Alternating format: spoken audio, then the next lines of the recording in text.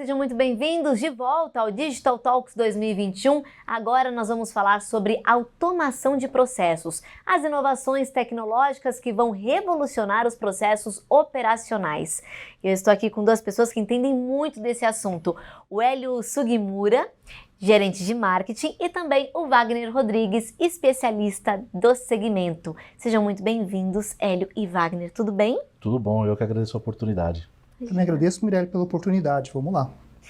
Bom, olha só, gente, para deixarmos a nossa audiência aí nessa mesma sintonia, eu gostaria, claro, que vocês explicassem, meninos, de uma forma totalmente resumida, né? O que é exatamente a automação de processos e qual é a diferença em relação à automação industrial. Wagner. De maneira geral, a automação de processo, ela trabalha em processos que visam a transformação química de alguns produtos, né? Então, por exemplo, se você pegar o ferro e aquecer ele a uma determinada temperatura, você controlando alguns compostos químicos como carbono, você transforma o ferro em aço. Então, esse tipo de controle é o que a automação de processo faz, né? Mesmo dentro desses processos, se você pegar o próprio aço e transformar ele quimicamente, você pode fazer uma faca ou você pode construir um prédio. Então esse controle de processo é a automação que faz, desde a parte do começo do processo até a parte da qualidade. De maneira geral é isso daí. Isso aí. Eu também queria complementar que outra característica da automação de processos é que ele geralmente é um processo contínuo, por exemplo, tratamento de água, né?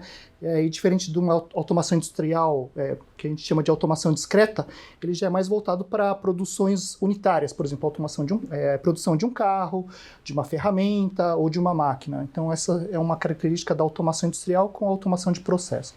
E, gente, a Mitsubishi Electric é referência, né, em automação industrial, especialmente na Ásia e também em franco crescimento em outras regiões, inclusive aqui no Brasil. Bom, e diante disso, como é que a companhia oferece, então, essas soluções de automação de processos e como é que elas se cruzam com essa automação industrial? Legal, boa pergunta. O que a Mitsubishi Electric tem feito é agregar essas tecnologias das indústrias discretas e de processo em seus produtos. Por exemplo, recentemente a Mitsubishi Electric adquiriu uma empresa chamada Iconics, produtora de software supervisório, que é muito utilizado em indústria de processos, né? Então, a gente consegue oferecer um pacote de programação, visualização e gerenciamento. Uma outra tendência que a Mitsubishi Electric tem feito é conceber os produtos já pensando em automação de processo. Por exemplo, a linha de controladores programáveis, que a gente chama da linha IQR. Então, assim, a gente tem CPUs para automações convencionais, discretas, e também para processos redundantes. Então, todo produto agora é pensado nesses dois tipos de segmento. Até mesmo porque, né, Hélio, você tem a base desses controladores para processo, para automação industrial convencional, a base tecnológica é a mesma para os dois segmentos, tanto para a industrial quanto para uma automação de processo muito específica. Então a Mitsubishi ela consegue juntar esses dois pilares, né, que seria a automação convencional e a automação de processo dentro de um único produto, né? Perfeito. E hoje, quais são os segmentos que mais demandam por esse tipo de projeto? E como é que a Mitsubishi Electric atende essa demanda? Existem alguns segmentos que vão receber investimentos bem substanciais para os próximos anos, né? Então, por exemplo, papel e celulose, nós estamos falando de algo em torno de 30 bilhões em construção de novas fábricas, né? Segundo o Instituto Brasileiro de Mineração, o segmento de mineração vai receber 30 bilhões de dólares em investimento até 2025. O novo marco de saneamento, que é uma legislação nova, prevê um investimento de 750 bilhões até 2033. Então, assim, são segmentos que vão receber um investimento bem agressivo. É claro que a maior parte desse investimento é para infraestrutura, maquinário, instalações. Mas nós, da Mitsubishi, o que nós fazemos estamos trabalhando no nosso sistema, com integradores de sistema, distribuidores, montadores de painel, para que a gente possa ajudar e trabalhar com todos os players desse mercado, além do time da Mitsubishi por si só. Exatamente. Também queria complementar, Mirelle, que o mercado de automação brasileiro está num momento muito positivo, muito otimista também. E nós temos muitas soluções utilizadas no exterior e também no Brasil, não só para atender o mercado de processo em si, mas também os fornecedores de subsistemas para a indústria de processo. Hélio, eu queria que você nos atualizasse um pouquinho aqui, né, em termos de produtos e soluções. Quais são os destaques e também os seus grandes diferenciais hoje no mercado? Olha, acho que o que a gente pode falar de destaque, até para o momento atual da indústria e tarifas, é que os nossos produtos são pensados e têm recursos exclusivos de eficiência energética. Por exemplo, inversores de frequência, que a gente já tem utilizado ele em vários segmentos com muito sucesso. Esse é um diferencial. Um outro diferencial também é que temos produtos como controladores programáveis ou interfaces homem-máquina que já coletam os dados do processo e já escrevem diretamente nos bancos de dados do nível corporativo, né? Que é aquela conectividade do processo com o pessoal do corporativo. Além, né, de dizer que os nossos produtos eles já são, de maneira intuitiva, fáceis de serem conectados às redes e projetos e sistemas existentes. Então, as camadas de automação, elas são facilmente, a gente consegue facilmente estruturar essas camadas e colocar os nossos produtos de maneira a buscar todos os dados do processo para o nosso cliente poder visualizar de maneira fácil. E essa implementação fácil. Acaba sendo muito importante, né? Muito importante e muito simples. Você não requer muitas horas de engenharia, você não requer um conceito muito grande, você quase um plug and play dos nossos produtos. Excelente. Hélio, quais são hoje as principais e também as mais recentes tecnologias que podem revolucionar a automação de processos? Olha, acho que não só no Brasil, mas mundialmente, uma das tecnologias que tem chamado mais atenção da indústria é a aplicação de inteligência artificial, algoritmos de inteligência artificial que podem auxiliar o pessoal de manutenção e operações em atividades como manutenção preditiva, melhor eficiência operacional e tudo mais. Uma outra tecnologia que está sendo muito utilizada hoje, né, pelo menos implementado ou discutido, é a utilização de dados na nuvem, né, o envio de dados na nuvem. Então, nossos softwares, por exemplo, né, no caso supervisório, em alguns casos ele já pode ser conectado até na rede da Microsoft, a rede Azure, por exemplo, né, a nuvem Azure. E no mesmo segmento, mas um pouco ao lado, né, existe uma tendência de mercado forte em relação a empresas que fornecem um serviço que se chama SaaS, né, que é Software as a Service, que se conecta à automação de processo de uma maneira geral. Então, você tem empresas, por exemplo, que fornecem um software em que você consegue estruturar e organizar toda a documentação do seu processo, e você, desde laudos, esquema elétrico, fotos, manuais, e você acessa tudo isso através de um QR Code. Então, assim, isso já acontece? Isso já acontece, isso já existe. Então, assim, e isso não é exatamente a automação de processo, mas ela está cada vez mais conectada à automação de processo, porque isso são bases, são fundamentos para que as pessoas consigam ter as informações de maneira simples e correta, né? Então, essa é uma grande tendência, esse tipo de software, né? E vocês que trabalham com isso, né, que estão já há muito tempo nesse setor, o quanto é incrível ver como a tecnologia ela vem mudando e facilitando a nossa vida, né? Tanto para as empresas também, como pessoa física no cotidiano, na rotina, e num intervalo muito curto, né? De repente a gente fala não de 30, 40, 50 anos, a gente está falando de 10 anos para cá, tudo muda, né, Wagner? Tudo muda. E para melhor, claro. E para melhor. Na verdade, empresas hoje de entrega de comida, por exemplo, não existiam talvez há 5, 6, 7, 8 anos atrás. Essa facilidade de conectividade, ela é cada vez mais presente na nossa sociedade. Existe também o lado oposto, que cada vez menos as pessoas às vezes interagem cada vez menos. Mas é um lado adverso que a gente tem que controlar. Sim, sempre tem as duas, né, as duas faces. As duas partes da moeda. Excelente. Bom, e agora quanto tempo em média costuma levar um projeto de automação de processos, né? Desde as primeiras conversas até a conclusão de implementação, e como pode ser medido o retorno desse investimento? Gente, existe realmente uma média de tempo ou isso depende muito do projeto? Depende muito do projeto. Se nós no segmento de celulose e papel, que nós estamos falando de fábricas novas a serem construídas, são projetos que demoram anos entre a concepção e o projeto até a implementação, né? Se você fala, por exemplo, de uma nova linha que vai ser adquirida, instalada, isso pode levar alguns meses. O importante nos dois projetos é você ter claramente todo o organograma e cronograma do projeto. Porque isso é o que vai dizer exatamente como que você está em termos de retorno de investimento. Você alocou os recursos de maneira correta, no tempo certo, para que você consiga efetivamente medir isso daí. Então, eu acho que a automação, ela exatamente serve para isso. Se você definir uma automação de processo logo no começo, com todas as variáveis, você consegue mitigar todos esses problemas ao longo do projeto, né? É isso aí. Só complementando um pouquinho, Wagner, Mirelli, como o Wagner comentou, o retorno de investimento depende de cada projeto. Então, a gente tem aplicações que o retorno se deu em 6 meses até 2 anos, mas além do retorno financeiro, a gente tem que pensar em outras variáveis também como benefício. Por exemplo, redução de tempo de parada do processo, melhoria de qualidade do produto final, menor tempo de geração de relatórios, melhor visualização do seu processo. Então, não só o financeiro, mas também todo o operacional tem que ser levado em consideração como benefício para implementar uma determinada tecnologia. Excelente, meninos. Bom, ainda falando sobre investimentos, pelo lado dos clientes, qual é a maior dificuldade hoje para adicionar essas novas tecnologias, né, na automação de processos? Então, o que acontece hoje ainda no dia a dia das empresas é que tem muito daquela mentalidade do time que está ganhando não se mexe, ou se está funcionando não mexa, né?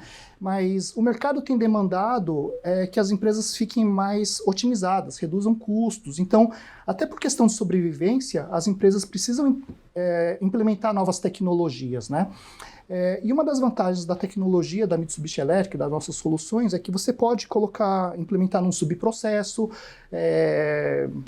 estudar a parte de retorno de investimento, aprendizado de como você vai escalar isso num processo maior, e isso tira muito do receio do cliente, das empresas, implementarem determinada tecnologia num processo inteiro. Ela pode começar pequeno e escalar esse processo. Eu dividiria esses problemas em 3 grandes partes, né? Que são as partes que são mais destaques hoje, né? Então você tem recursos humanos, você tem infraestrutura e você tem capital.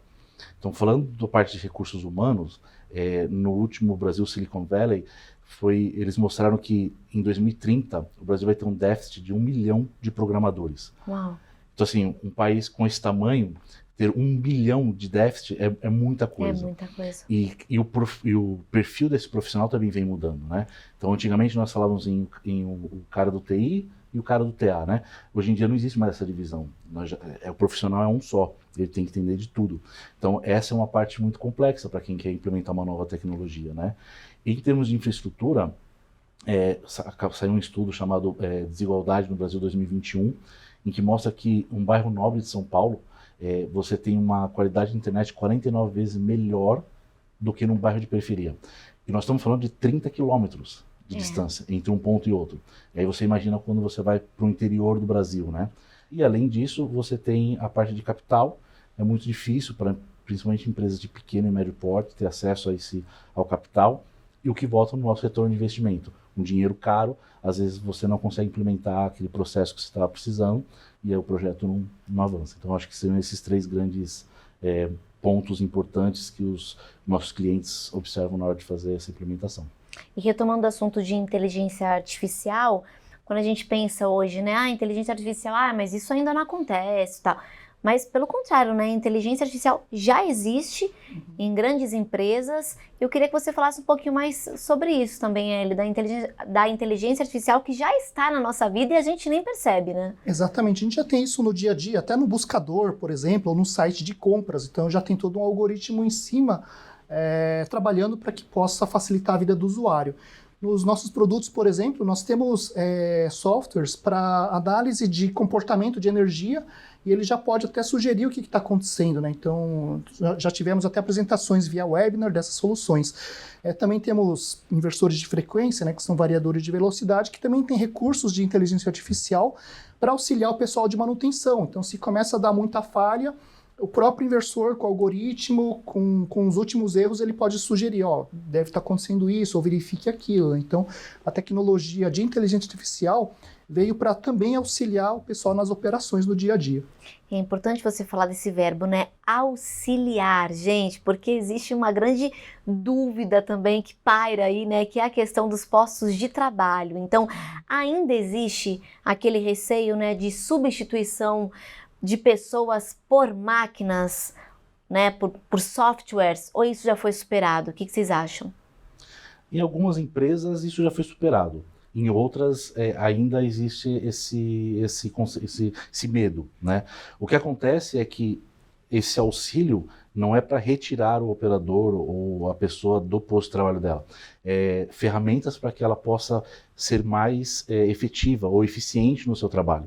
E aí ela pode até ter tempo para buscar outras oportunidades. Claro. Né? Então, aquela pessoa que queria ser um programador, do 1 milhão de déficit, ele vai ter a chance e tempo agora para se... Uma complementa a outra, né? Exatamente. Essa é a grande realidade, né, Hélio? Exatamente. Inclusive, nos nossos estudos de caso, a gente mostra que o nosso melhor estudo de caso é na própria fábrica da Mitsubishi Electric, onde a tecnologia auxilia o operador. Então, é uma linha que não tem nenhum robô, e a tecnologia auxiliando o operador a fazer o trabalho dele no melhor jeito possível. Então, a tecnologia pode muito bem coexistir com os operadores, isso sem sombra de dúvida. A nossa fábrica é o melhor exemplo disso. Perfeito, deu um excelente exemplo. Gente, ó, por fim, então, considerando essas novas tecnologias, né, que vocês comentaram, quero saber de vocês, qual é a expectativa para os próximos anos aqui no Brasil? Haverá um grande crescimento ou ainda é algo para longo prazo? Wagner? Na próxima década, eu tenho certeza que nós vamos ter investimentos muito importantes, principalmente em infraestrutura. É claro que o Brasil é um país que depende bastante do seu momento econômico, do seu momento político. Sim. Mas eu tenho certeza que esses investimentos acontecendo, nós vamos estar em outro patamar frente a outros países, né? O que nós vamos fazer é continuar investindo em novas tecnologias, auxiliando nossos clientes. Acredito que o nosso horizonte é um horizonte bem interessante, um horizonte promissor e com certeza a Mitsubishi vai fazer parte dele. O que eu tenho de visão é otimista até para o curto e médio prazo, né? Então, já temos muitas indústrias e segmentos procurando entender novas tecnologias, procurando implementar novas tecnologias. E, além de tudo isso, eu tenho visto, né, o movimento de instituições de ensino procurando adaptar a grade curricular, implementando novas tecnologias, novos currículos, novos cursos. Então, a gente tem uma preocupação também do lado educacional de formar o pessoal que vai trabalhar nessa tecnologia, na indústria do futuro, né, digamos assim, né? E, então, com todos esses fatores, mais a oportunidade de investimentos que o Brasil tem trazido, a parte de novas implementações, reformas de plantas atuais, acho que o cenário é otimista e vai trazer muitos benefícios para as indústrias e também para o país. E bom saber, né, que a Mitsubishi Electric tem no seu DNA a tecnologia, a inovação e essa vontade de transformar, né, claro, sempre para o lado positivo, né, do caminho, eu diria. Eu vejo como muito otimismo e a gente está aqui para ajudar a indústria de processos. Não, com certeza. Pode falar, Wagner. Não, só acrescentar aqui, assim, a Mitsubishi, o nosso portfólio é um portfólio voltado à tecnologia, né? Então, o que nós buscamos é sempre estar à frente da tecnologia para conseguir entregar a melhor solução na automação de processo. Não simplesmente um produto para o nosso cliente, sim uma solução de automação de processo. Wagner, obrigada. Adorei bater esse papo contigo, um tema tão interessante que você trouxe pra gente. Não, eu que agradeço, foi um tema bem interessante mesmo. Acredito que a gente poderia ficar falando horas e horas sobre o assunto, né? Mas eu espero que os telespectadores tenham gostado também e se precisarem de qualquer coisa, tem os meus contatos, estou à disposição. Obrigada, Hélio. O assunto rende, né? Rende bastante e obrigado aí pela oportunidade. Acho que deu para a gente mostrar um pouquinho sobre a tecnologia, tendências, falar um pouquinho de mercado. Então, estou aqui à disposição também para qualquer dúvida, qualquer esclarecimento. Obrigado. Muito obrigada. Esse foi o Hélio, esse foi o Wagner, dois grandes especialistas, claro, aqui da Mitsubishi Electric.